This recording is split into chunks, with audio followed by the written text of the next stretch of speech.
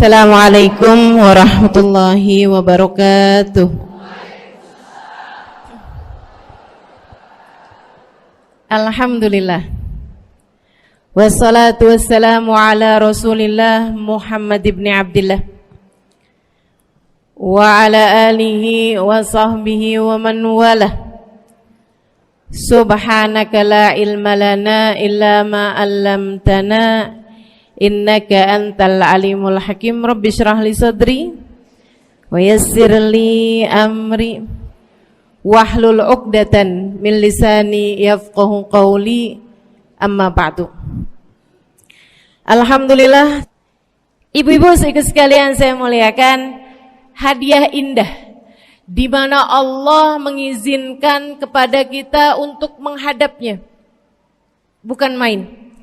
Siapa kita ini sampai diizinkan Allah untuk bolak-balik menghadap kepada Allah Subhanahu wa taala dalam salat-salat kita? Saya pernah dengar dari para guru-guru kami, guru-guru saya. Mereka mengatakan di saat orang salat, di saat kamu salat, di saat saya salat, bukan hanya karena saya mau sholat, kamu mau sholat, akan tetapi karena kamu dianggap mulia di mata Allah, sehingga Allah izinkan dirimu untuk menghadap padanya. Ketika saya sholat, bukan hanya karena saya mau sholat, akan tetapi karena saya punya nilai di mata Allah, sehingga Allah izinkan kepada saya untuk menghadap padanya. Sebaliknya, ketika kamu tidak mau sholat, bukan hanya karena kamu tidak mau sholat, akan tetapi karena kamu sudah jatuh dalam pandangan Allah, terhina dalam pandangan Allah, sehingga Allah tidak lagi mengizinkan kepadamu untuk menghadap kepadanya. Ketika seseorang tidak sholat, bukan hanya karena dia tidak mau sholat, akan tetapi karena ia sudah tidak lagi bernilai di mata Allah, sehingga Allah tidak izinkan dia untuk menghadap padanya. Teman-teman, saudariku sekalian yang saya muliakan, kalau bicara tentang sholat nih teman-teman, ada 4 tingkatan, ada 4 kelas. Untuk kamu melihat sholatmu sudah ada di kelas yang mana? Kalau saya boleh bilang kelas teratasnya nih kelas bisnis, oke lah ya. Kelas bawahnya lagi kelas atasnya kelas eksklusif ya, kelas eksekutif. Terus bawahnya lagi kelas bisnis, bawahnya lagi kelas, tapi ada 4 kelas, bawahnya lagi kelas gerbong. Nggak naik dalam kereta nih ya. Kelas yang paling bawah kita bahas nih, kelas gerbong nih. Kayaknya naik di atasnya nih ya, gerbongnya. Teman-teman sekalian, orang yang di saat mengerjakan sholat, dia kerjakan juga, tapi merasanya sebagai beban. Ya ampun, udah maghrib aja, baru juga asar. Ya ampun, males banget dah. Ini gak ada rusuh nih, kita kan lagi jalan-jalan nih, kita kan lagi belanja nih di Tanah Abang. Itu jamaah aja gimana sholatnya? Nah ini orang-orang yang menganggap sholatnya sebagai beban, malas kalau disuruh sholat, terutamanya subuh. Terutamanya sholat subuh. Ini Allah ceritakan orang-orang yang seperti ini adalah kelompoknya orang munafik, naudzubillah. Alladzina idza qamu ila sholati qamu kusala. Orang-orang yang kalau disuruh sholat bangun juga sih, tapi malas banget. Setan nih nemenin dia, kayak naroin batu di atas kepalanya, bikin dia berat mau ngerjain sholat. Kalau lagi tidur, ngipas-ngipasin matanya, bobo aja lagi. 5 menit lagi, 5 menit lagi. Bangun-bangun udah siang. Pernah terjadi padamu?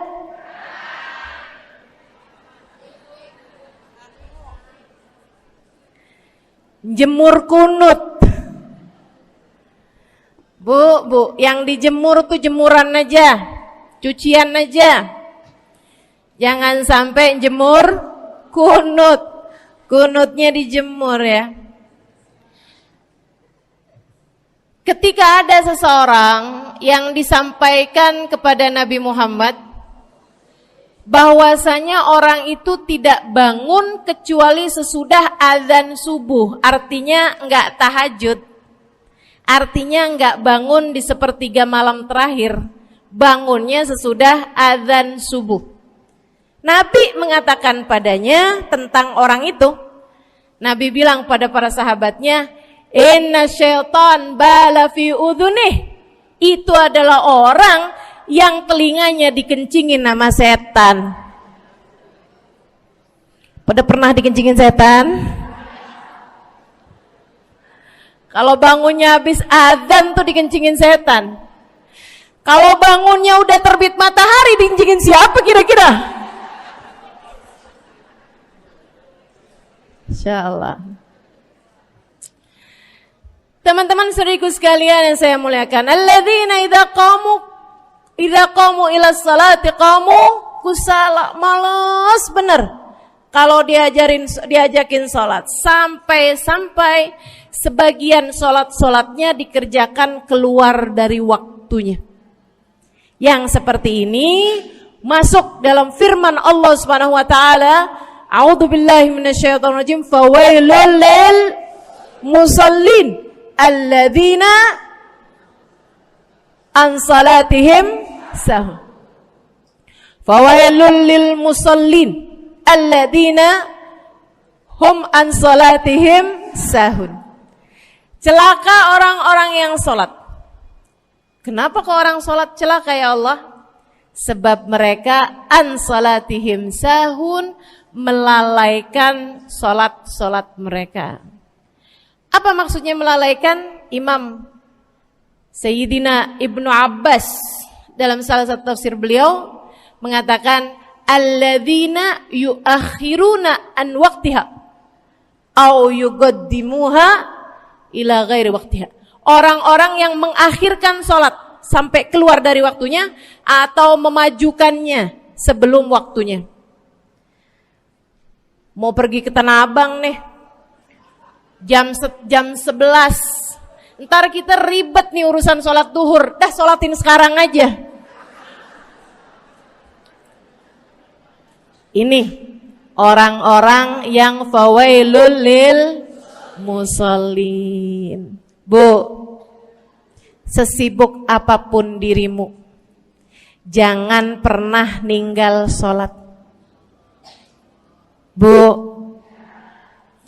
lagi ngerjain perkara penting apapun kamu, jangan pernah mengakhirkan sholat. Jangan pernah mengeluarkan sholat dari waktunya. Kenapa gitu? Karena bu, sholat itu urusanmu sama Allah. Gak ada yang lebih penting daripada itu. Gak ada yang lebih penting daripada itu. Siapa yang mementingkan Allah, dia bakal dipentingin sama Allah. Siapa yang meremehkan salatnya, berarti dia telah meremehkan Allah. Siapa yang meremehkan Allah, dia akan diremehkan oleh Allah. Na'udzubillah min dzalik. Buat adik-adik jomblo, jangan pernah mau kawin sama orang yang gak sholat. Biarpun kamu udah nunggu cukup lama, kalau ada yang lamar kamu dan dia gak sholat, jangan mau bu. Dek, ibu-ibu juga, kalau ada yang janda di sini,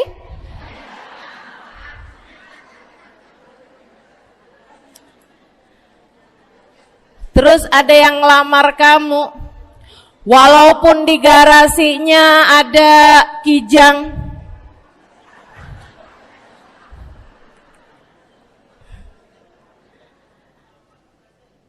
ada bebek, motor maksudnya ya, datang melamar kamu, jangan terima.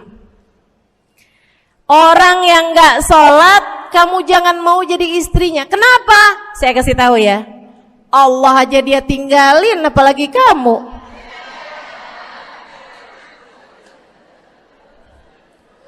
Allah aja dia tinggalin. Siapa yang tidak berguna baginya peringatan Allah, maka tidak akan berguna baginya peringatan dari siapapun. Tapi dia mencintai saya, Ustazah. Dia mencintai saya cinta mati katanya. Sekarang tungguin setahun 2 tahun, cintanya hilang, tinggal matinya. Tapi dia mencintai saya luar biasa, Ustazah. Dia tak sanggup hidup tanpa saya. Itu namanya cinta monyet. Tungguin 2 tahun, cintanya hilang, tinggal. Jangan temenan sama orang gak sholat. Dia telah jatuh di mata Allah. Maka kita pun belajar buat jadi orang-orang yang terus mendaki, terus meraih rahmatnya Allah, terus belajar buat jadi salah satu orang yang dipandang dengan rahmat oleh Allah Subhanahu wa taala. Salah satunya dengan cara kita memuliakan sholat, kita menjaga sholat. Jagain sholatnya, jangan masuk kelompok orang yang tadi itu sholatnya menjadi beban.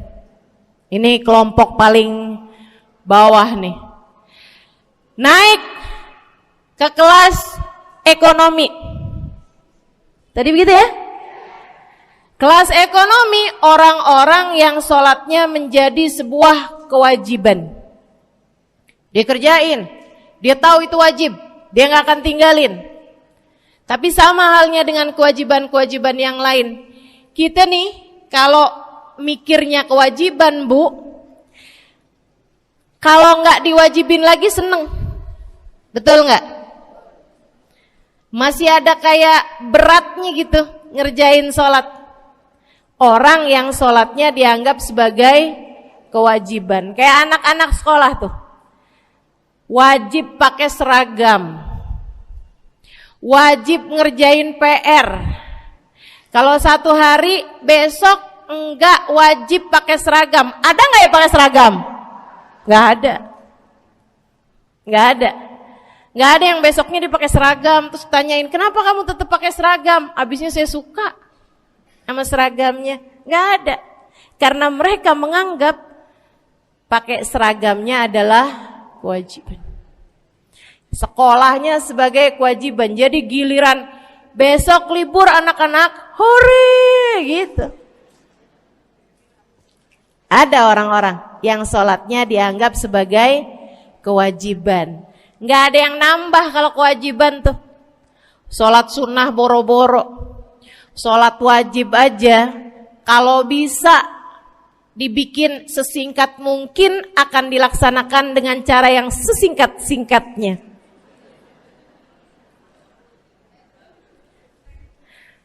Habis ruku i'tidal sujud cepet bener ya. Malaikat raqib sama malaikat atid nih udah tahu aja kalau dia sholat. Habis ghairil maghdubi alaihim waladdallin. Malaikat atid bilang sama malaikat raqib, kulhu, catat kulhu udah pasti.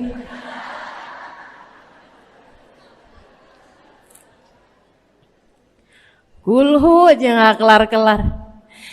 Teman-teman saudaraku sekalian yang saya muliakan, sholatnya dianggap sebagai sebuah kewajiban. Nggak nambah dengan sunnah, namanya wajib.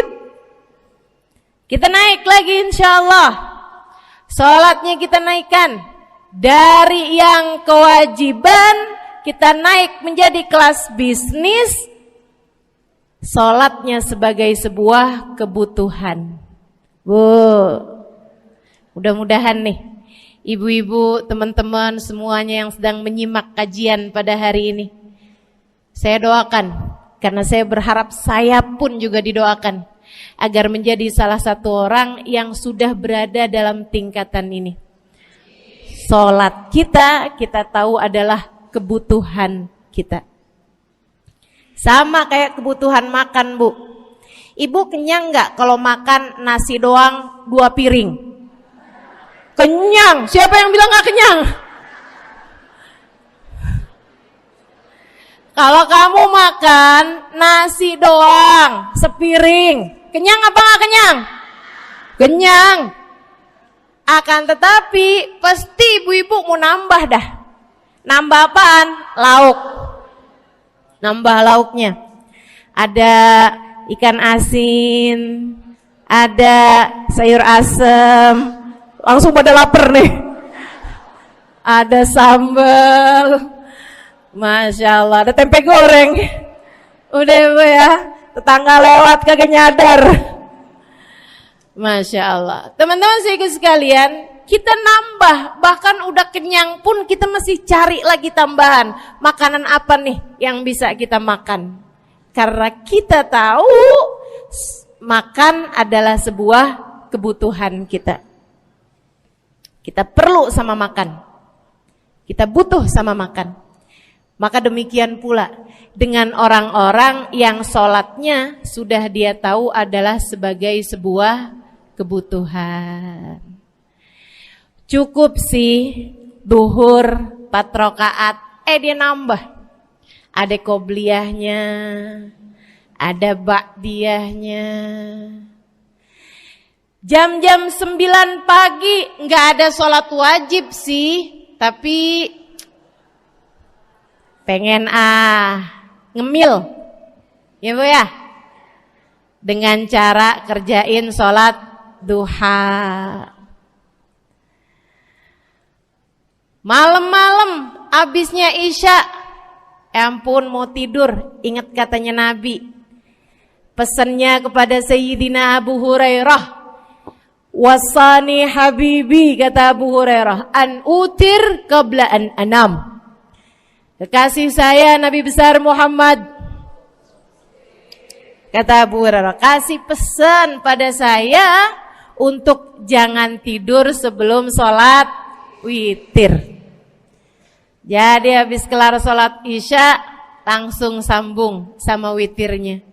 Dia tahu sholatnya adalah sebagai sebuah kebutuhan. Kebutuhan. Saya butuh untuk sholat karena saya butuh kepada Allah. Saya perlu sholat karena saya perlu kepada Allah.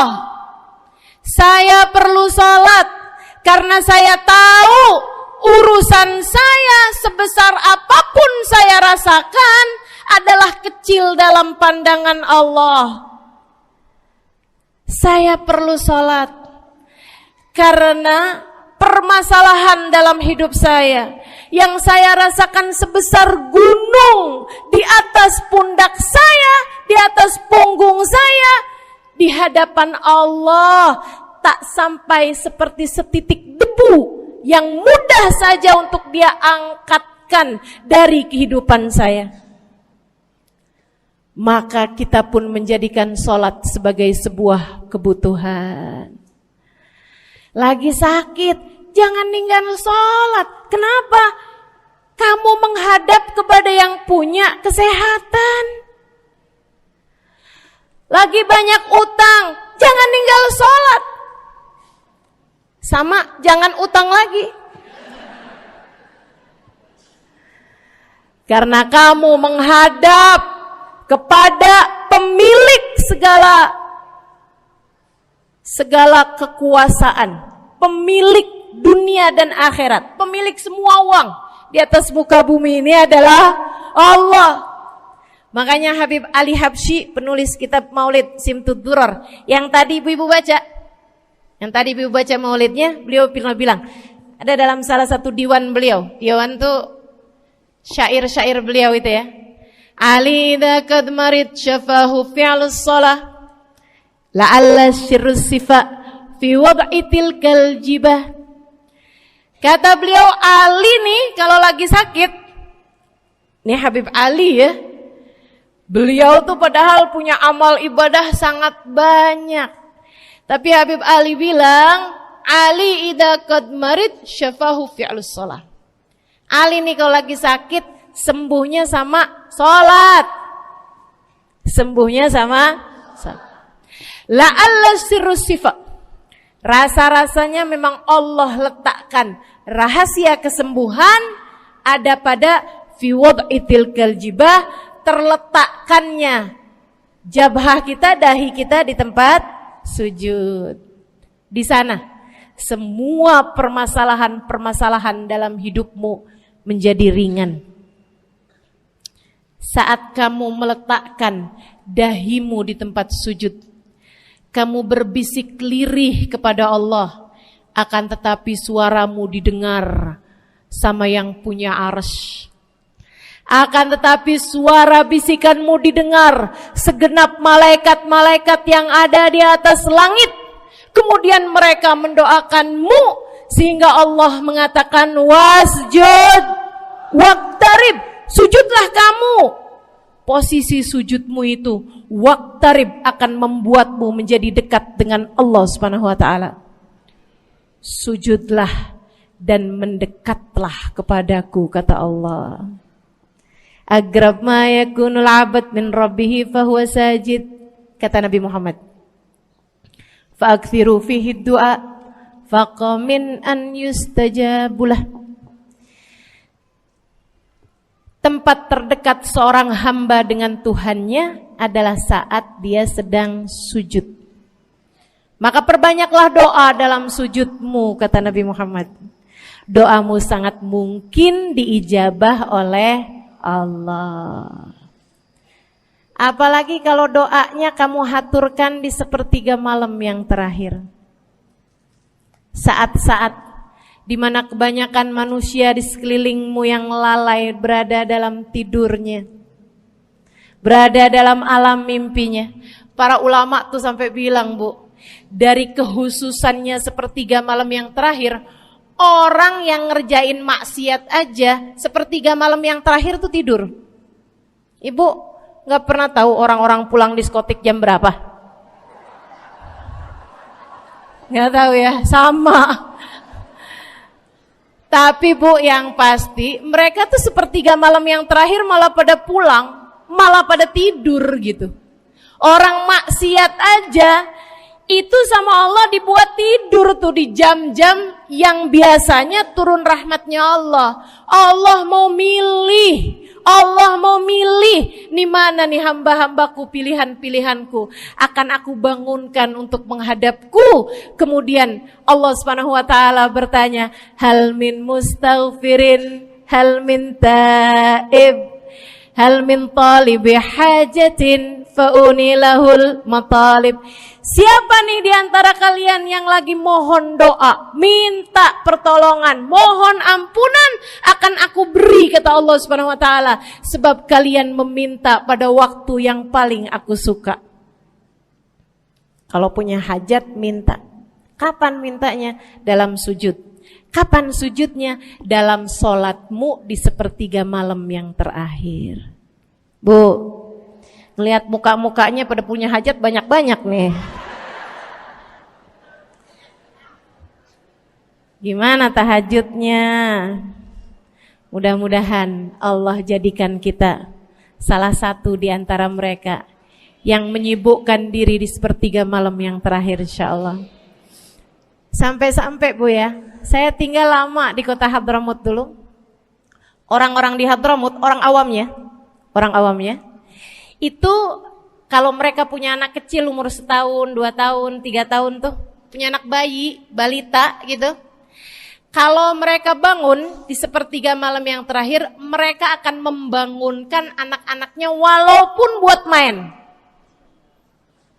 Alasannya 2. Yang pertama, agar mereka terbiasa bangun di jam-jam segitu.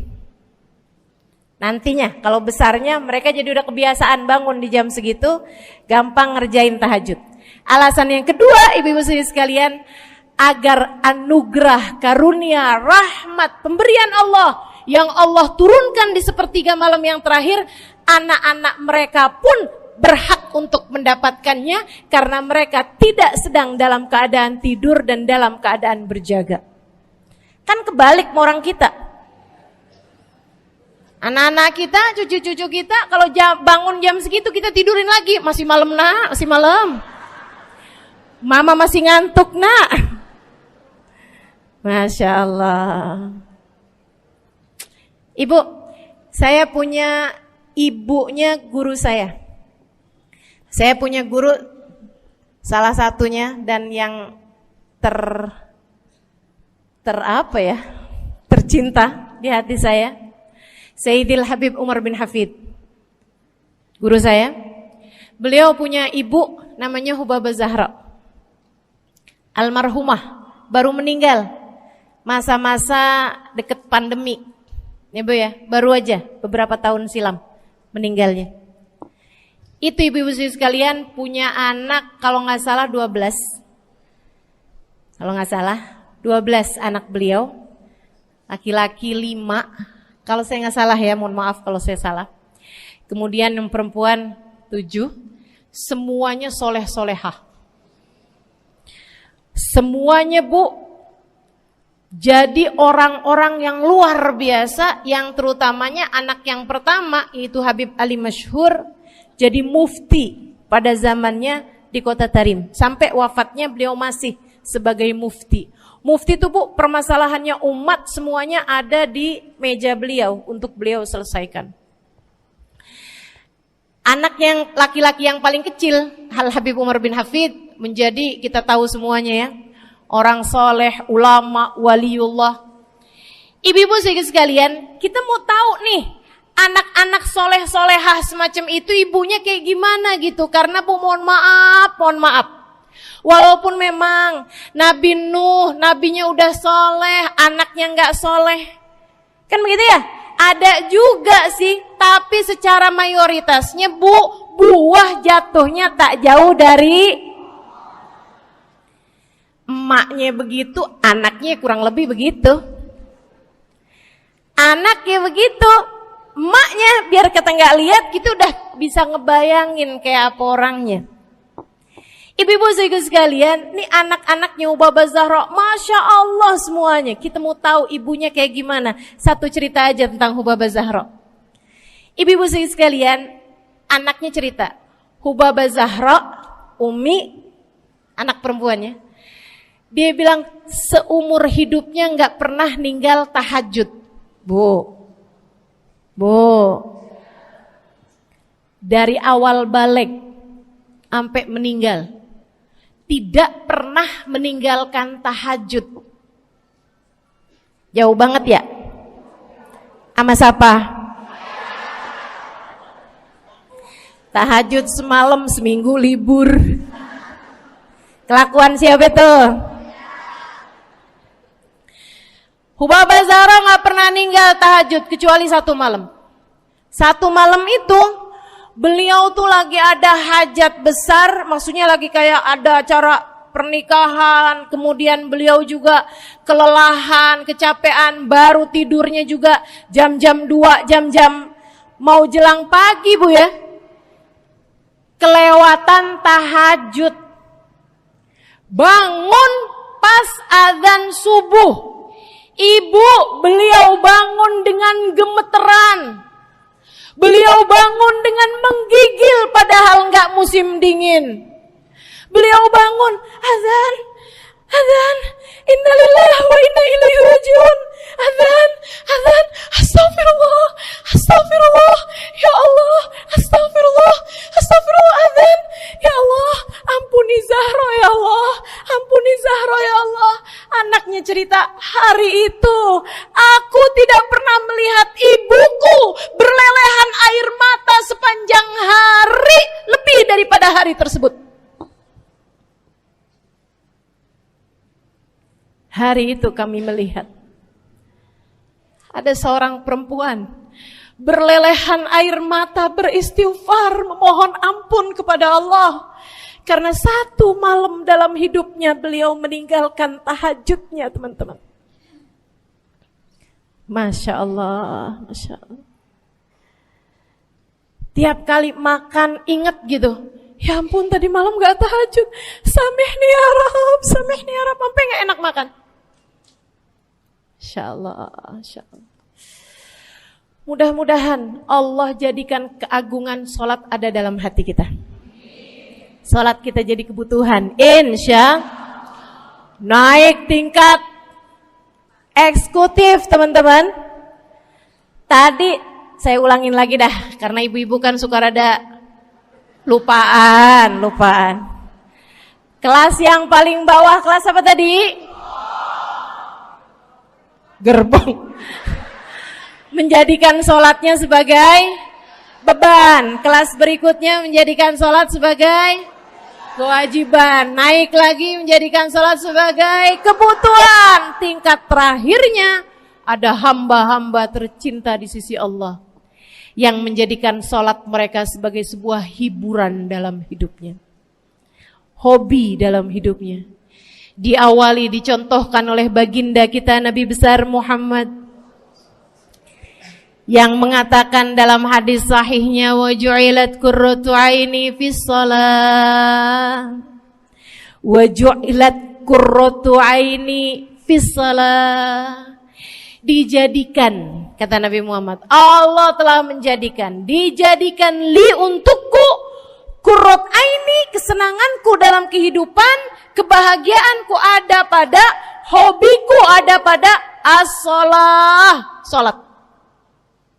Nabi itu orang yang kesenangan beliau, hobi beliau adalah salat. Kana idza faza'ahu amrun aladha ila shalah.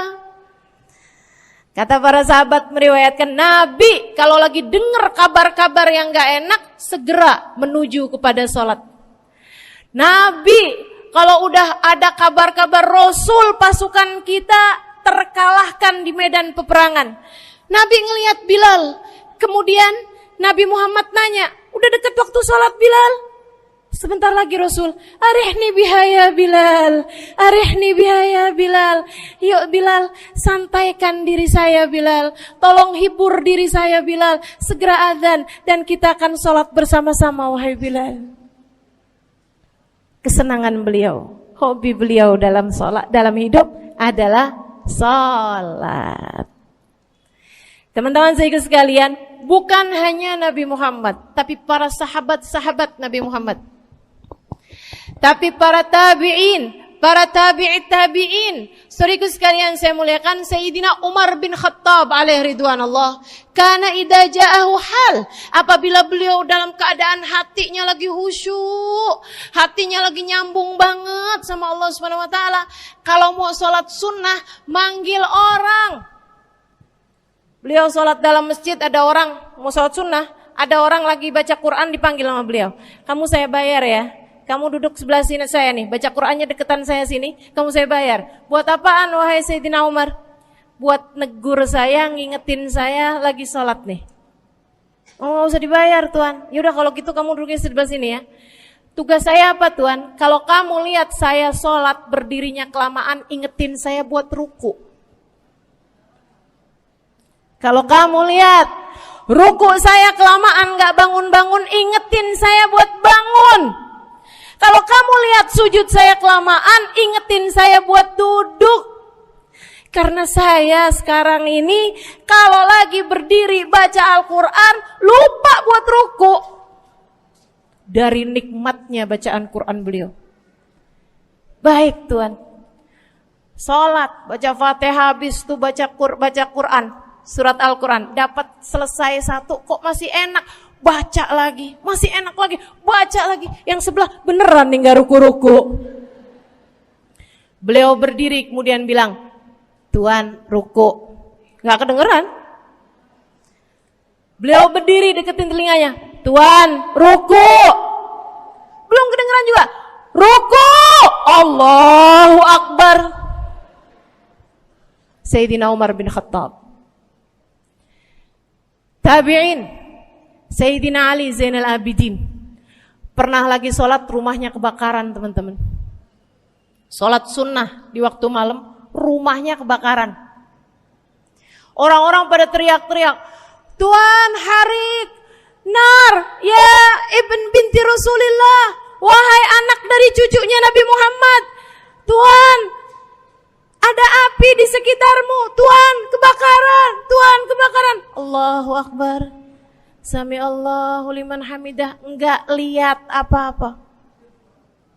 Habis selesai sholat baru lihat, kebakaran nih rupanya.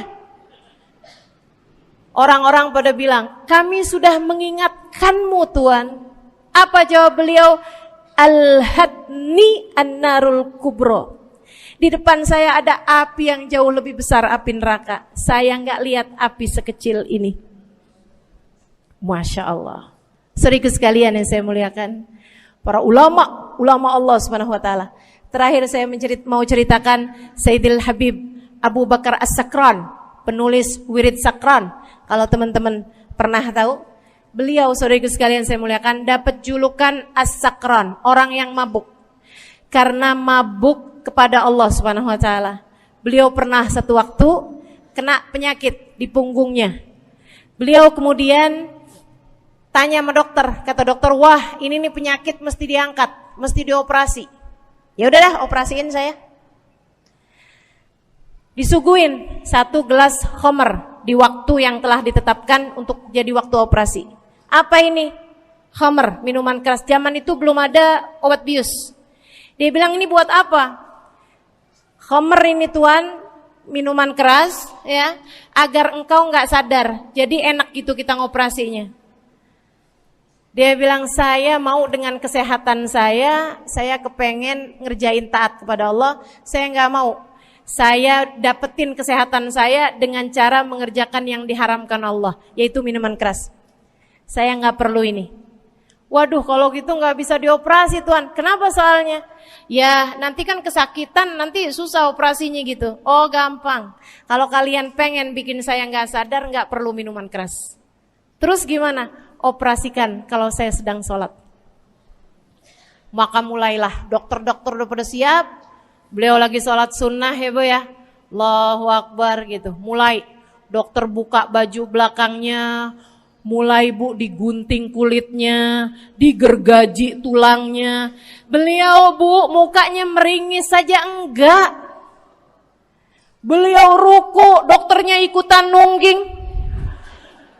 Beliau sujud, dokternya ikutan menunduk juga. Beliau sholat nikmat banget. Sampai beliau selesai dari sholat, beliau nanya sama dokter-dokternya, kenapa gak nurut tadi tuh waktu saya sholat mestinya operasi. Kata dokter, udah selesai Bib dari tadi. Masya Allah. Radiyallahu ta'ala anhum wardahum. Ini bukan kelas-kelas kita. Saya cuma ceritain aja sama ibu-ibu. Bukan berarti ibu-ibu nanti pas waktu sakit bilang sama dokter-dokter gak usah dibius. Beda hati Bu, beda hati. Ibu ya, beda iman, beda semuanya kita sama mereka. Yang pasti, makanya saya kan yang ini gak doa nih. Pas yang kebutuhan tuh baru saya doa. Kenapa? Karena kayaknya tingkatan kita dah Bu ya. Mentok dah di sampai kebutuhan itu dah. Insyaallah, mudah-mudahan Allah jadikan kita orang yang menjaga salat insyaallah. Rabbi jalni muqimas shalah wa min dzurriyyati amin. Rabbi jalni muqimas shalah wa min dzurriyyati amin. Rabbi jalna muqimis shalah wa min dzurriyyatina rabbana wa taqabbal du'a. Ala hadhihi niyyah bi kunniyah salihah ila hadratin nabi al-fatihah. Syaitanir rajim. Bismillahirrahmanirrahim. Alhamdulillahirabbil alamin. Ar-Rahmanir-Rahim, Maliki Yaumiddin, Iyyaka na'budu wa iyyaka nasta'in.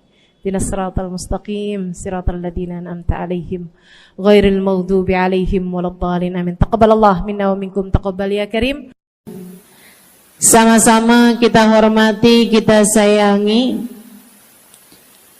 segenap keluarga besar dari Majelis Ta'lim Raudhatul Aliyah di bawah pimpinan Ibu Ayu Komaladewi Kita doakan semoga beliau beserta segenap keluarganya senantiasa dalam limpahan rahmat ridha Allah Subhanahu wa taala. Juga kita doakan Ustazah Nabilah Al-Haddad sebagai pengasuh di majelis ta'lim ini, sebagai pimpinan di majelis ta'lim ini, Bu Ayu dan Ustazah Nabilah sekeluarga semuanya insyaallah senantiasa dalam pandangan kasih sayang Allah SWT. Panjangkan umurnya, disehatkan badannya, dimudahkan urusannya, kabulkan hajatnya, semakin dicinta Allah SWT dan Rasulnya. Para ustadzah, para hubabah, para syarifah, para pimpinan pondok pesantren, para pimpinan majelis ta'lim, yang mudah-mudahan semuanya dalam limpahan rahmat ridha Allah SWT, serta tentu saja semua yang hadir di majelis ini, baik ibu-ibu, kakak-kakak, adik-adik, anak-anak, yang mudah-mudahan semuanya dirahmati Allah, disayang Allah, dibahagiakan Allah, diistiqomahkan jalannya menuju ridha Allah Subhanahu wa taala, insyaallah diistiqomahkan jalannya menuju surga Allah Subhanahu wa taala. Amin ya rabbal alamin. Qul amantu billah thumma istaqim, kata Nabi Muhammad sallallahu alaihi wasallam kepada seorang pemuda yang meminta nasihat. Ya Rasulullah, ausini, wahai Rasul, tolong nasihati aku. Kita kalau ketemu orang mulia jangan minta duit, Bu. Kita kalau datang ketemu sama orang-orang yang kita tahu doanya mustajab, sangat soleh, hidupnya baik, apalagi jika dia adalah kekasih-kekasih Allah Subhanahu wa taala. Kamu kalau berjumpa dengan ulama, jangan minta sesuatu yang duniawi. Tirulah para sahabat ketika berjumpa dengan Nabi Muhammad. Biasanya mereka meminta satu dari dua hal. Yang pertama, mereka minta doa. Ida'ili ya Rasulullah, doakan aku wahai Rasul. Ibu juga gitu. Kalau ketemu sama ulama, ketemu orang soleh, ketemu kiai, ketemu habib yang kita tahu doanya mustajab, bertemu hubabah, mintalah doa. Tapi jangan hanya sekedar urusan doa duniawi, Bu. Doa duniawi itu yang gimana, Ustazah? Doa yang kalau diijabah nggak akan manfaat begitu kamu masuk dalam alam kubur. Itu namanya doa duniawi. Ustazah, doakan saya biar saya cepat kebeli rumah. Bu, kalau mati rumahnya dibawa gak? Ustazah, doakan saya kepengen beli HP baru. Dibawa gak HP-nya? Enggak. Itu namanya doa duniawi. Ustazah, Doakan biar suami saya tambah cinta.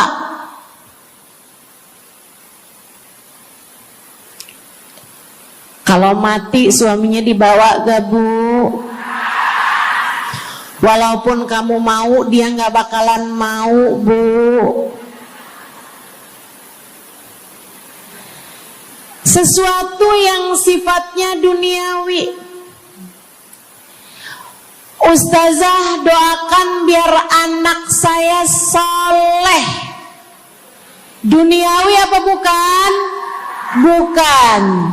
Sebab kesolehan anak akan jadi tambahan bekal bagimu ketika kamu masuk dalam alam kubur.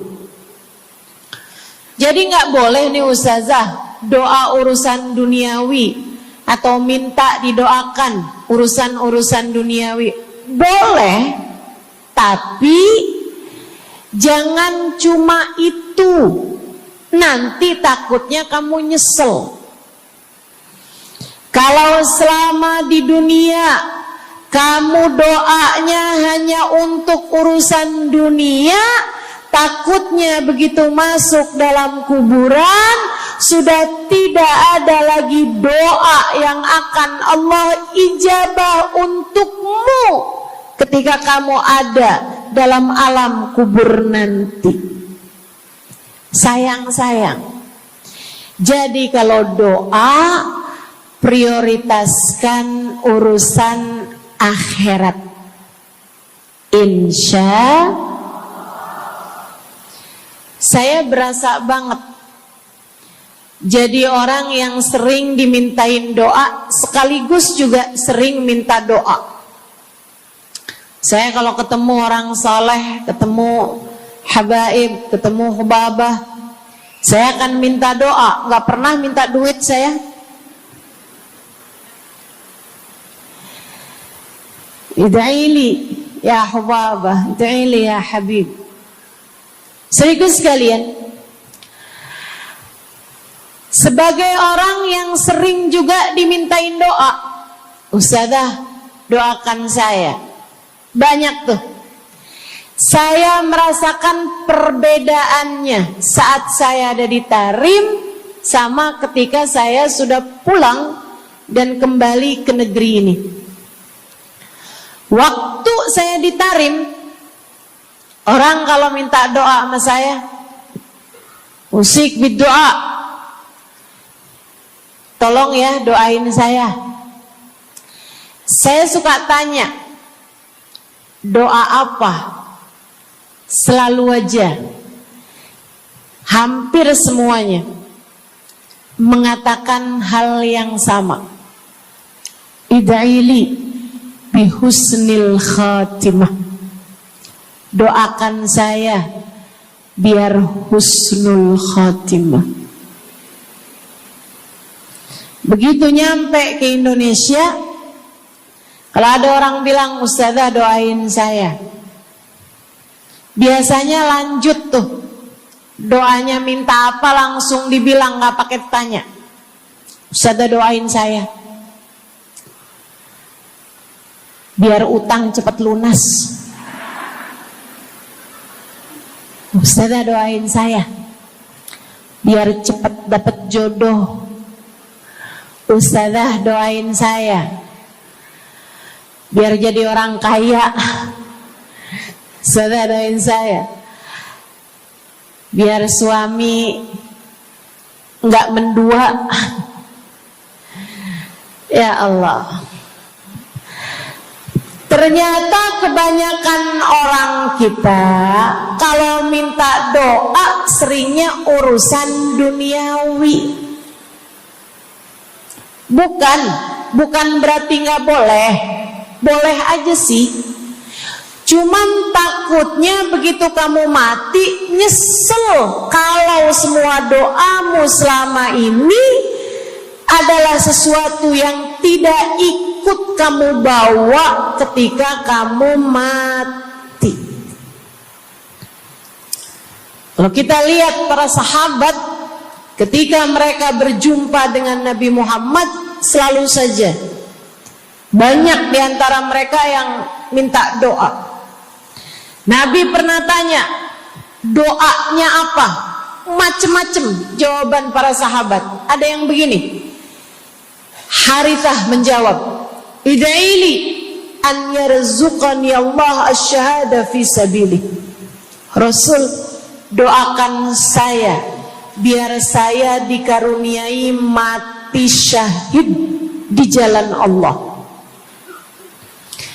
Ada lagi yang lain doanya, ya Rasulullah, id'ili an yarzuqani Allah murafaqatan bika ya Rasulullah.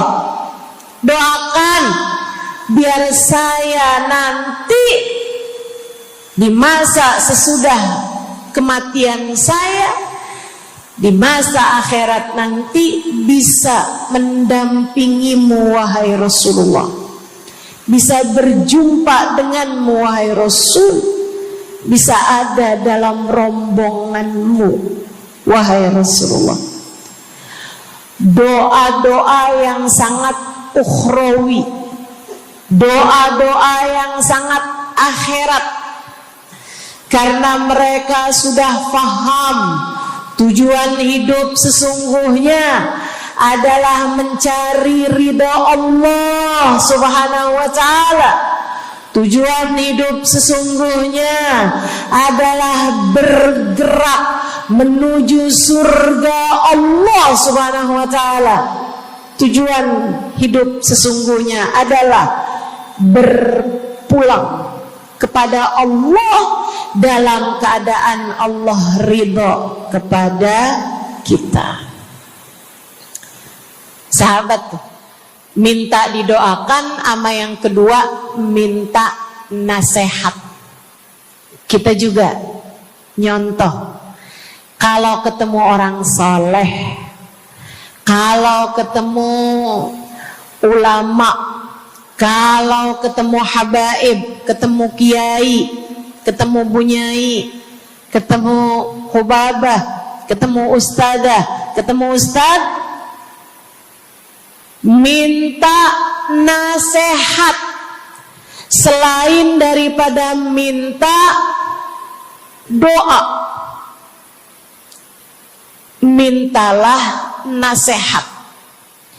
Hal ini dicontohkan oleh para sahabat kepada Nabi Muhammad.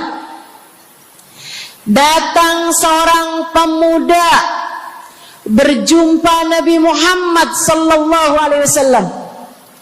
Kemudian bertanya, ya Rasulullah, ausini, wahai Rasulullah, berikanlah nasihat kepadaku ini. Nabi Muhammad tersenyum, senang, bangga, karena mengerti bahwa umatnya faham apa yang harus diminta dari nabinya. Nabi berkata kepadanya, qul amantu billah thumma istaqim.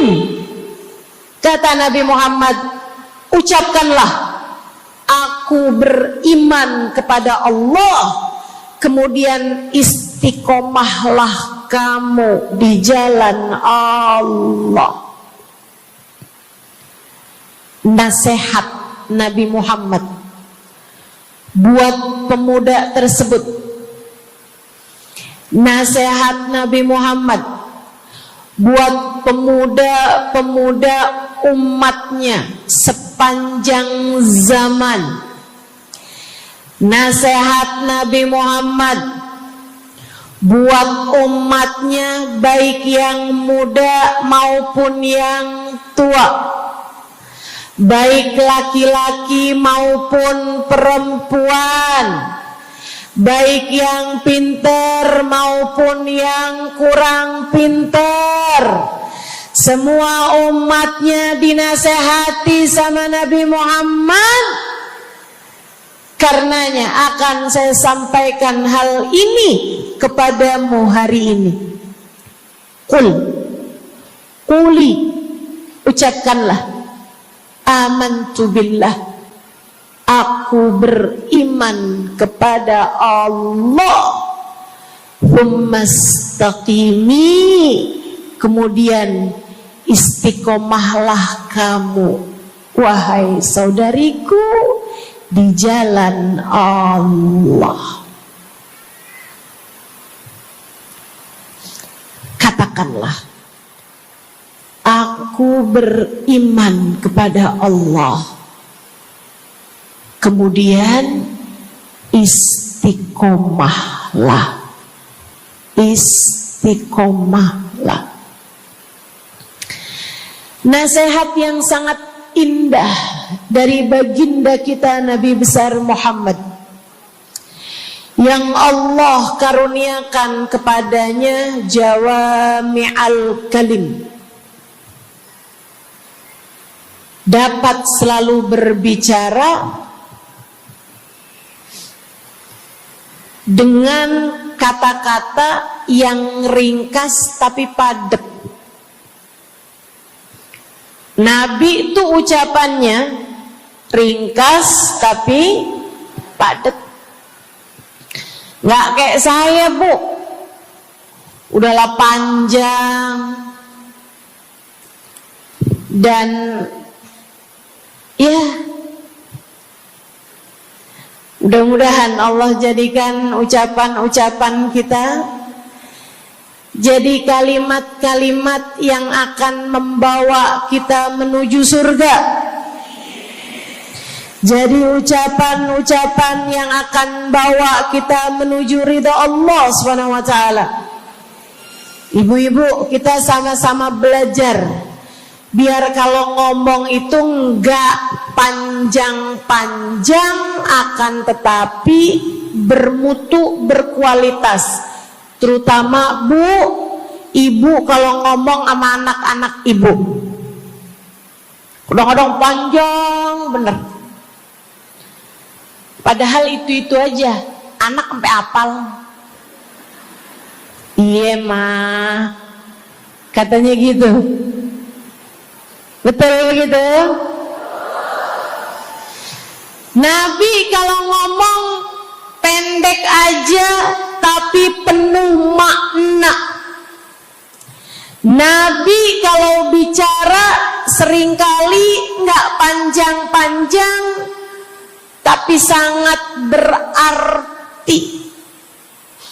Satu hadis beliau saja bisa disyarahkan, diberi keterangan, hingga bahkan berkitab-kitab banyaknya.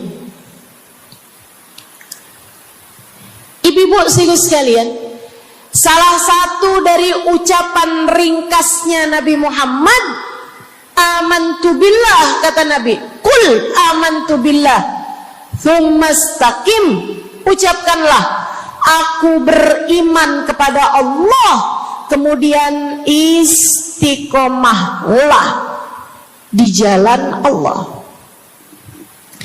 Apa itu istiqomah? Lurus, jangan belok-belok. Lurus, jalan terus. Jalannya adalah jalan yang lurus. Itu yang selalu kita minta dalam tiap rakaat sholat kita. Kita berdoa kepada Allah, ihdinas siratal, ya Allah, tempuhkanlah untuk hidup kami ini jalan-Mu yang lurus.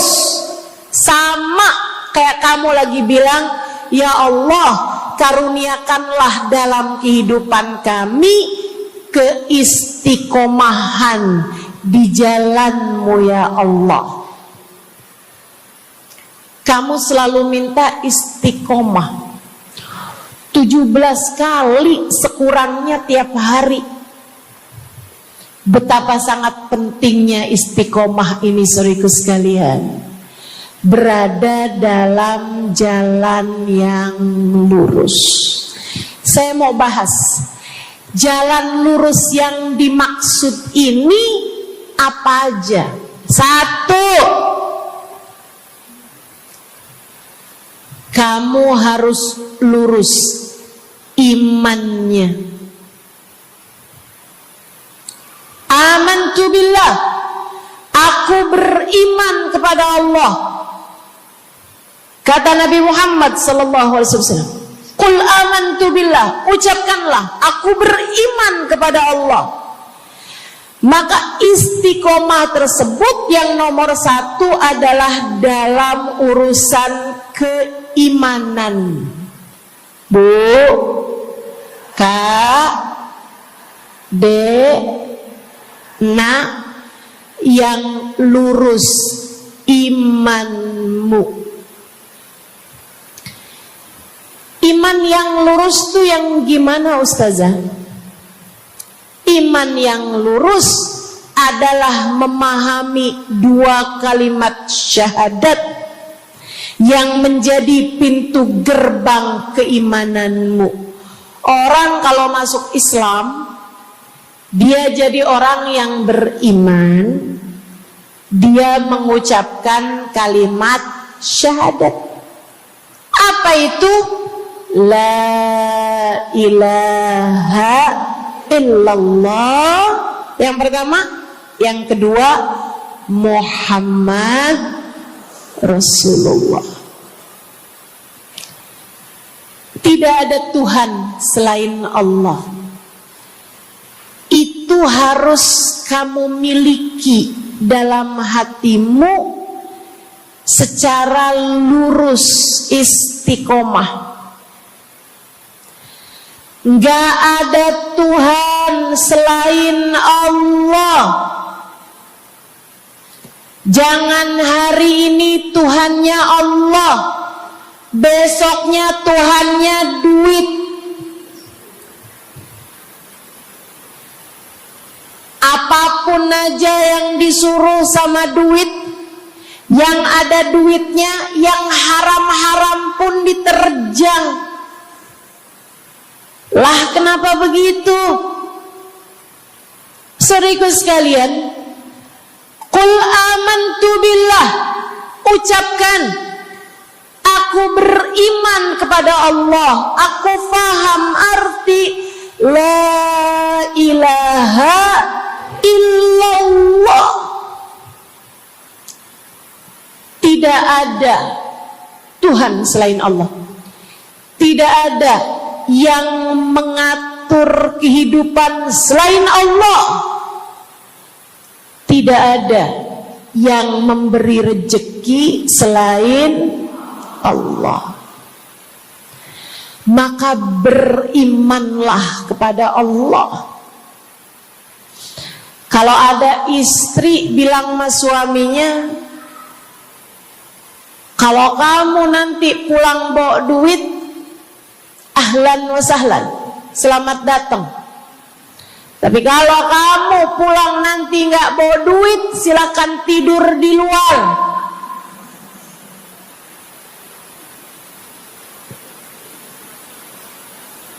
Kamu sepertinya kurang beriman. Kamu lupa bahwa pemberi rezeki bukan suamimu, melainkan yang ngasih rezeki itu cuma satu, Bu. Namanya bukan pekerjaan, bukan atasan, bukan pemerintah. Yang ngasih rezeki cuma Allah Subhanahu wa ta'ala. Maka berimanlah atas hal itu. Jangan nyalahin si ini, nyalahin si itu. Imanmu benerin. Imanmu benerin. Banyak orang saya liatin itu suka pada repot urusan rezeki. Banyak banget. Di dunia ini nih banyak yang suka repot urusan rezeki. ngejar dunia abis-abisan, ngejar duit segala macam cara, sampai omongannya nggak jadi omongan orang beriman. Waktu dibilangin jangan nyari rejeki yang haram, cari rejeki yang halal. Jangan berani ngambil yang bukan hakmu. Dia bilang begini nih, ya ustazah nggak tahu zaman sekarang, jangankan nyari yang halal, nyari yang haram juga susah saja.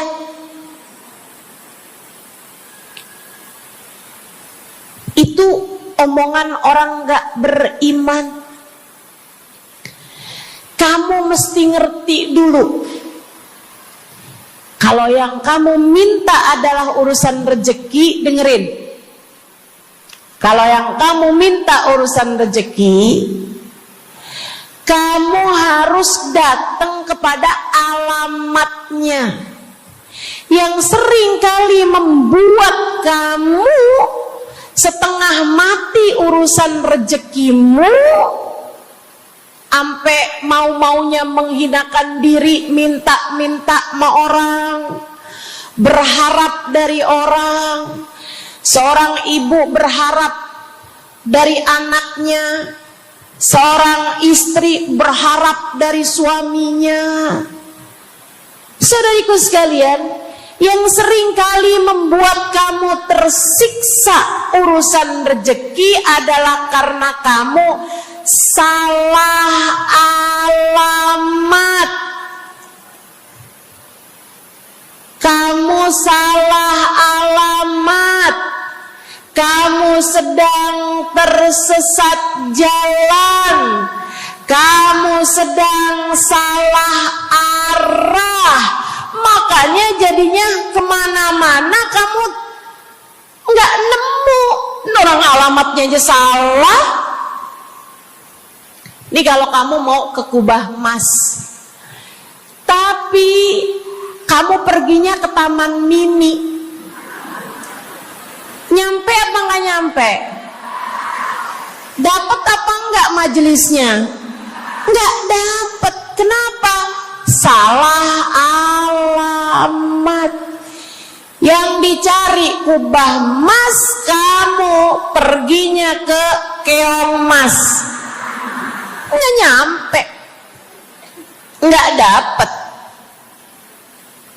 Saya kasih tahu padamu, alamat rezekimu ada pada Allah. Alamat rezekimu ada pada Allah. Alamat rezekimu ada pada Allah. Maka berimanlah kepadanya, fahamilah arti la ilaha illallah. Tidak ada Tuhan kecuali Allah. Gak ada yang ngasih rezeki selain kamu. Lagi sakit, kamu mau nyari obat, saya kasih tahu alamat obatmu. Alamat yang bisa menyembuhkanmu hanya satu, namanya urusan rezeki. Allah sudah bilang, huwar razzaq dzul quwwatil matin. Allah lah satu sang pemberi rezeki. Allah lah satu sang pemilik kekuatan sejati. Jadi kamu kalau mau nyari rezeki, datanglah ke alamatnya, datanglah kepada Allah. Kamu lagi mau nyari kesehatan, jangan salah alamat. Datanglah kepada sang pemilik kesehatan. Alamatnya yaitu Allah yang telah mengatakan, fa idza maridtu fa huwa yashfin. Katanya Nabi Allah Ibrahim, apabila saya sakit, maka hanya Allah lah yang maha menyembuhkan. Berarti nggak boleh pergi ke dokter gitu Ustazah? Silahkan pergi ke dokter, pergi ke apotik, datang kepada orang yang doanya mustajab, minta didoakan. Tapi semua hanyalah sebab, semua hanyalah wasilah. Sang penyembuh sejati adalah Allah. Saudariku sekalian yang saya muliakan, kalau kamu merasa saya lemah Ustazah, gak punya kekuatan, kalau kamu merasa saya bodoh Ustazah, saya tidak mengerti di mana alamat ilmu, di mana alamat pengetahuan. Bu, Kak, Nak, anak-anak nih yang masih lagi belajar di pondok pesantren, yang masih lagi belajar di mana-mana, saya kasih tahu padamu, alamat ilmu ada pada Zat yang Maha Satu, namanya Allamal insana malam ya'lam. Allah lah yang mengajari manusia apa yang tidak dia ketahui. Pengen dapat ilmu, datanglah kepada Allah. Pengen punya kekuatan, datanglah kepada Allah. Saya udah tua Ustazah, saya janda pula Ustazah, saya nggak punya kekuatan ya Ustazah. Kekuatanmu hanya ada pada Zat yang Maha Satu, Allah Subhanahu wa Ta'ala. Datanglah selalu padanya. Imanmu jangan biarkan ia naik turun. Imanmu biarkan ia kokoh di dalam hatimu. Jangan percaya kalau ada yang bilang kekuatan ada pada uang. Jangan percaya. Percaya hanya satu aja, kekuatan ada pada Allah. Jangan percaya orang bilang kekuatan ada pada kecantikan. Kalau kamu cantik, kamu kuat, suamimu gak akan kemana-mana. Jangan percaya, Bu. Percaya hanya satu aja, kekuatan ada pada Allah Subhanahu wa Ta'ala. Kamu takut terjadi hal-hal yang buruk bagimu, bagi anak-anakmu. Kamu kepengen ada yang jaga. Ibu, gak usah pusing-pusing mau nyari bodyguard, gak usah pusing-pusing mau sewa security, pengamanan. Sebab sang pemberi keamanan hanya satu, namanya Wallahu ya'simuka minan nas. Hanya Allah satu yang dapat menjagamu dari kejahatan manusia. Qul a'udzu birabbin nas.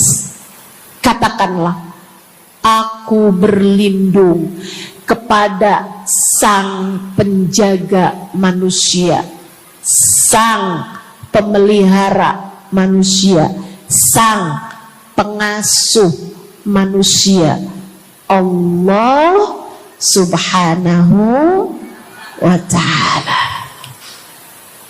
Berimanlah padanya, istiqomahlah.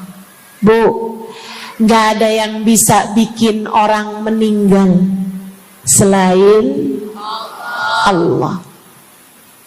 Gak ada.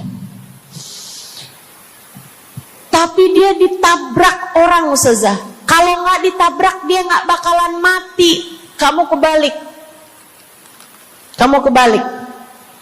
Justru karena dia harus mati, Allah jadikan dia ditabrak. Jelas? Ini imannya mesti yang benar nih. Jangan kamu kira ini ada dokter malpraktek sehingga dia kemudian meninggal dunia. Jangan kamu kira karena salah minum obat dia mati. Bukan, ibu-ibu sekalian, justru karena dia harus mati, karenanya kemudian ketemu sama dokter yang malpraktek lah, ketemu sama obat yang salah lah. Itu hanya sebab kematiannya itu sendiri. Allah udah bilang, idza jaa ajaluhum la yastakhiruna sa'atan wa la yastaqdimun. Apabila datang ajal seseorang, gak ada siapapun yang bisa memajukan barang semenit pun, gak ada yang bisa memundurkan meski sesaat sekalipun. Gak ada. Emang udah kepastiannya. Waktunya mati, ya mati, Bu. Gak ada yang bisa menghidupkan, sekaligus tidak ada yang bisa mematikan selain Allah. Itu artinya istiqomah dalam iman. Tapi tunggu dulu, sebelum saya lanjutkan istiqomah yang lain. Selain beriman kepada Allah, kamu juga harus beriman kepada Nabi Muhammad. Kamu harus beriman kepada Nabi Muhammad. Beriman bahwa beliau adalah, a'udzubillahi minasyaitonirrajim, qul innama ana basyarum mithlukum yuha ilayya. Dua-duanya harus seimbang. Innama ana basyarum mithlukum, tapi juga yuha ilayya. Katakanlah wahai Nabi Muhammad, aku adalah seorang manusia seperti kalian. Saya punya badan, saya punya perasaan. Kalau nggak makan-makan saya lapar. Kalau habis makan nggak minum saya haus. Kalau beberapa hari saya nggak tidur, saya ngantuk. Qul innama ana basyarun. Sampaikan kepada manusia, aku adalah seorang manusia seperti kalian juga. Ama anak cinta, lama nggak ketemu sama istri, kangen. Katakan wahai Nabi Muhammad, ana basyarum mithlukum, saya manusia seperti kalian juga. Kalau ada yang disayang kemudian meninggal, sedih. Karena Nabi adalah seorang manusia.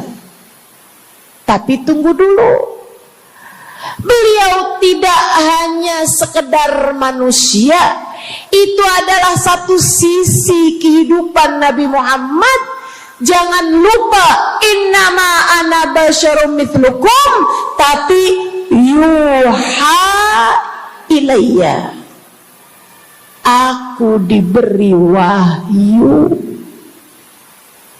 aku hamba wahyu, aku berbincang-bincang dengan Allah, kalian tidak. Aku berbicara langsung dengan Allah, kata Nabi Muhammad, kalian tidak. Aku dituruni malaikat Jibril, kalian tidak. Aku diberi wahyu Al-Quran 30 juz, kalian tidak barang seayat pun. Nih, kalau saya perhatikan, imannya umat manusia yang beriman kepada Allah sekalipun menjadi cacat ketika tidak beriman kepada Nabi Muhammad. Lihatin, mohon maaf, orang Yahudi, Bu, beriman kepada Allah. Kamu kalau nanya sama orang Yahudi, Tuhanmu siapa? Allah. Tapi mereka enggak beriman kepada Nabi Muhammad. Apakah mereka disebut orang yang beriman? Tidak. Orang Nasrani, apakah mereka beriman kepada Allah? Iya. Tapi apakah mereka beriman kepada Nabi Muhammad? Tidak. Apakah mereka beriman? Tidak. Bahkan umat Islam ada yang mempercayai sesudah Nabi Muhammad ada nabi yang lain, namanya Mirza Ghulam Ahmad, sehingga mereka menyebut agama mereka Islam, tapi agama Islamnya pakai ada kelanjutannya, Islam Ahmadiyah. Apakah mereka beriman? Tidak. Sebab syarat iman selain la ilaha illallah juga ada Muhammad Rasulullah. Bahkan, Bu, ada banyak di antara kita orang-orang yang iman kepada Allah luar biasa, tapi kalau urusan kepada Nabi Muhammad, kalau lagi diceritain Isra Mi'raj, dia bilang Nabi Muhammad tuh gak usahlah segitu amat diperayakan Isra Mi'rajnya. Nabi Muhammad tuh Isra Mi'raj cuman sekedar ruhnya aja, badannya nggak pakai Isra Mi'raj. Jadi Nabi itu orang ngelihatnya kayak tidur aja, ruhnya aja yang melayang-layang. Isra Mi'raj bener, tapi ruhnya aja, badannya nggak pakai pergi. Jadi kalian nggak usah berlebih-lebihan sama Isra Mi'raj. Oh, kenapa gitu? Kamu gak percaya sama Isra Mi'raj, sama badan-badannya Nabi sekalian, kamu gak percaya, kenapa? Ya karena itu gak masuk akal.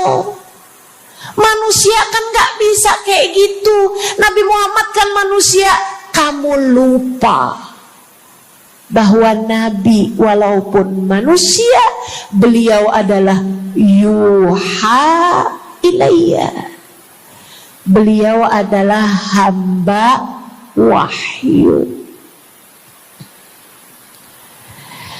Ketika diceritakan tentang mukjizatnya Nabi Muhammad, yang bisa memperbanyak makanan, bahkan ada Ghazal, ada rusa yang berbicara dengan Nabi Muhammad, ada unta yang sujud kepada Nabi Muhammad, ada pohon yang datang kepada Nabi Muhammad dengan mencabut akarnya, kemudian berjalan dengan akarnya menuju Nabi Muhammad. Ketika dipanggil, kemudian sujud pohon tersebut kepada Nabi Muhammad sallallahu alaihi wasallam dan bertanya, "Mengapa engkau memanggilku wahai Nabi?" Dia nggak percaya, nggak masuk di akal. Itu hanyalah dongeng. Kita bilang tapi hadisnya sahih. Riwayatnya Ibnu Mas'ud yang menceritakan hal itu, hingga bahkan Sahibul Burdah menuliskannya. Katanya Sahibul Burdah Imamul Busiri, ja'at lidakwatihil asjaru sajibatan tamshi ilaihi ala saqin bila qadami. Datang ketika dipanggil sama Nabi Muhammad pepohonan. Mereka datang dengan, mereka berjalan dengan akar-akar mereka, kemudian sujud di hadapan Nabi Muhammad. Ini tentang iman. Mereka nggak percaya. Mereka ngakunya paling beriman. Mereka ngakunya paling lurus imannya. Tapi kenapa kalau mengenai Nabi Muhammad kamu menjadi timpang? Ketika melihat orang ramai-ramai bersolawat kepada Nabi Muhammad, mereka kegerahan. Ketika melihat orang-orang ramai datang ke majelis-majelis maulid, merayakan, bergembira atas lahirnya Nabi Muhammad, mereka kegerahan sampai mereka bikin GAM. Apaan tuh? Gerakan anti maulid. Oh, ada lagi mereka menyebut diri mereka GAS. Apaan tuh? Saya tanya. Gerakan anti solawat lah. Kenapa kamu kegerahan sama Nabi Muhammad? Hah? Kenapa kamu ngerasa kayak takut banget umat begitu cinta sama Nabi Muhammad? Ada apa denganmu? Kamu lupa Nabi Muhammad memang manusia, tapi qul innama ana basyarum mithlukum yuha ilayya. Jangan pernah pisahkan Nabi. Meskipun beliau seorang manusia seperti kita, tapi beliau adalah hamba wahyu. Beliau adalah hamba wahyu. Kamu gerah banget orang bersolawat sama Nabi Muhammad. Ada masalah apa sama kamu? Kamu gerah banget orang baca maulid Nabi Muhammad. Bahkan ada orang-orang yang ngaku paling Islam, tapi gerah banget ngelihat orang berziarah ke makam Nabi Muhammad. Ada masalah apa sama kamu? Yang bermasalah bukan kami umat Nabi Muhammad. Yang bermasalah adalah imanmu. Sebab ketika kita diminta beriman kepada Nabi Muhammad, jangan hanya fokus kepada kemanusiaan Nabi Muhammad, fokuslah pula kepada beliau sebagai hamba wahyu. Saudaraku sekalian yang saya muliakan, istiqomah dalam iman. Beriman kepada Allah, beriman kepada Rasulullah. Cinta kepada Allah, cinta kepada Rasulullah. Cinta kepada Rasulullah, cinta kepada keluarga Rasulullah, cinta kepada sahabat Rasulullah, dan istiqomahlah dalam cinta tersebut. Jadi istiqomah menuju ridha Allah yang pertama adalah istiqomah dalam iman. Yang kedua, istiqomah dalam taat. Bu, Kak, istiqomah dalam taat. Kamu disuruh sholat,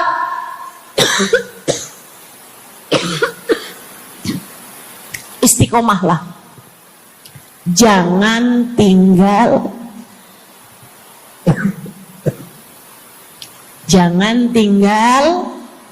sholat.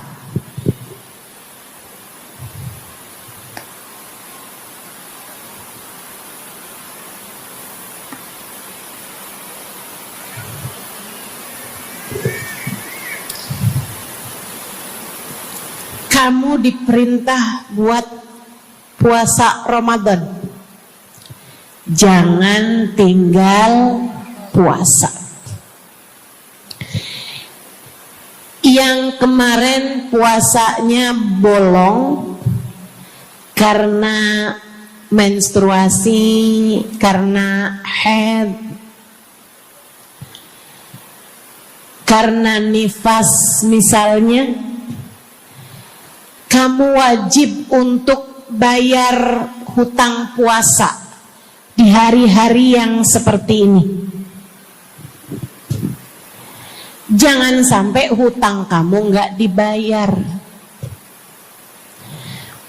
Kadang-kadang sampai Syakban belum lunas juga. Pas ditanya, kamu kok nggak bayar-bayar utangnya tuh? Habisnya nggak ada yang nagih.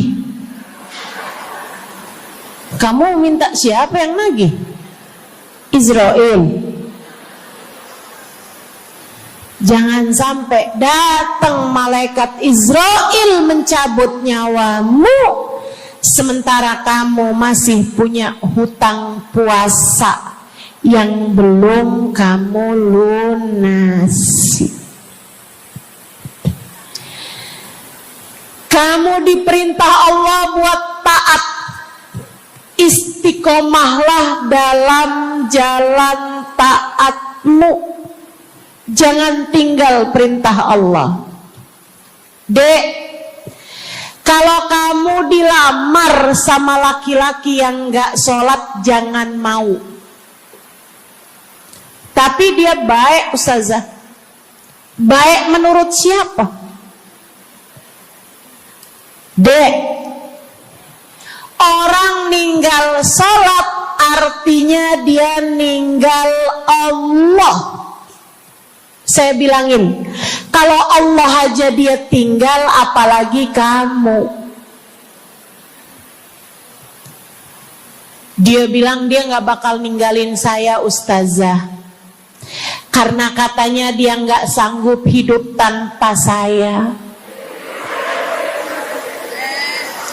Dek, jangan percaya. Jangan percaya. Allah aja dia tinggalin loh, apalagi kamu. Apalagi kamu. Orang yang, kata para ulama nih Bu, Dek, orang yang peringatan Allah tidak bermanfaat padanya, dia tidak akan bermanfaat dengan peringatan siapapun. Kalau lagi dicinta sih dia bisa ngomong apa aja. Tapi percayalah, yang bisa ninggal Allah, dia bisa ninggal siapapun. Istiqomahlah di jalan Allah. Istiqomah di jalan Allah. Jangan berani ninggal Allah. Jangan berani ninggal salat. Jangan berani ninggal ibadah. Kenapa gitu Ustazah? Karena yang pegang nasib kamu Allah. Ini nasihat abah saya yang akan saya pegang sampai kapanpun. Abah saya pernah pulang-pulang dari kerjanya, dia cerita, abah tadi ketemu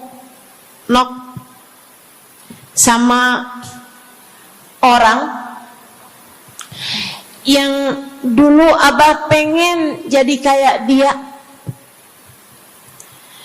Dia itu dulu waktu zaman abah muda, abah kepengen kayak dia, ganteng, kaya, sehat, orang tuanya kaya, dia bisa sekolah. Abah kepengen sekolah, gak ada biayanya. Abah harus bantu orang tua buat nyari nafkah, sehingga akhirnya putus sekolah. SD aja gak tamat, kata abah saya. Serius kalian, kata abah kepengen banget jadi kayak dia itu waktu zaman abah muda. Tadi abah ketemu sama dia di trotoar. Abah kaget ngelihat dia. Kenapa, Bah? Dia sekarang gila.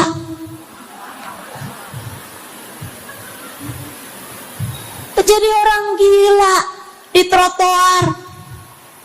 Abah pas liatin mukanya kayak kenal nih. Abah saya bilang subhanallah. Nah, abah kasih nasihat sama saya, Bu. Zaman saya SD, biar gini-gini saya pernah SD loh, Bu. Abah saya bilang, nah, ternyata hidup yang paling penting nasib. Dan ingat, nak, nasib adanya di tangan Allah. Maka kalau kamu kepengen nasib kamu bagus, jangan pernah tinggal Allah. Itu nasihat abah saya. Saya pegang terus sampai dengan sekarang. Kamu dalam hidup yang penting nasib. Yang paling penting buat anak-anak kamu dalam hidup mereka adalah nasib. Ibu, nasib. Bukan ilmu, bukan harta, bukan sehat, bukan. Yang paling penting dalam hidup anakmu adalah nasib. Bukan cakep. Kamu nak dalam hidup harus cakep nak. Nanti nak, kalau zaman-zaman akhir nanti ada cara buat mempercantik diri. Pakai nak, operasi plastik, ayo nak. Filler lah, tarik benang lah, semua kerjain nak. Yang penting dalam hidup cantik. Kamu jangan sampai kayak mamah kamu ini nak. Bapak kamu buka cabang di mana-mana. Bukan. Yang paling penting bagi anakmu di hidup mereka di dunia sebelum kelak di akhirat nanti adalah nasib. Saya kasih tahu, yang paling penting adalah nasib. Dan nasib itu adanya dalam genggaman Allah. Maka kalau kamu kepengen nasibmu bagus, kalau kamu kepengen nasib anakmu bagus, jangan tinggal Allah. Urusanmu dengan Allah yang bagus. Perintah-perintah Allah jangan ditinggal. Larangan-larangan Allah jangan diterjang. Jelas? Yang di belakang jelas? Saya ingat Bu, saya punya guru namanya Hubabah Bahiyah. Saya kalau jumpa sama beliau, saya selalu minta doa. Saya ceritakan tuh di buku Bidadari Bumi yang pertama. Beliau sangat enggan mendoakan orang lain. Kalau dimintain buat doa tuh beliau jarang-jarang mau doain. Beliau selalu bilang, doa aja sendiri, kata beliau begitu. Bukan karena beliau pelit, doa yang gratis pun gak mau gitu, bukan. Melainkan karena beliau sangat tawadhu, merasa bahwa doa